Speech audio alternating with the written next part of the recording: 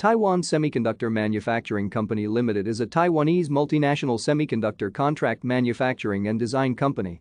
It is the world's most valuable semiconductor company, the world's largest dedicated independent semiconductor foundry, and one of Taiwan's largest companies, with its headquarters and main operations located in the Hsinchu Science Park in Hsinchu.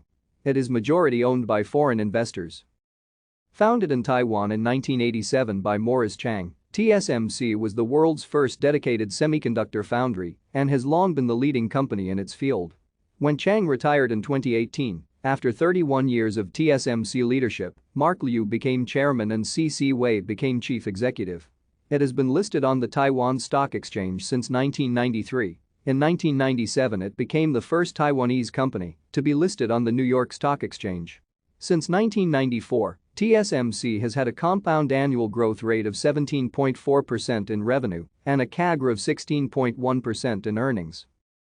Most of the leading fabless semiconductor companies such as AMD, Apple, ARM, Broadcom, Marvell, MediaTek, and Nvidia are customers of Tsmc, as are emerging companies such as Allwinner Technology, Hsilicon, SPECTRA7, and Spreadtrum.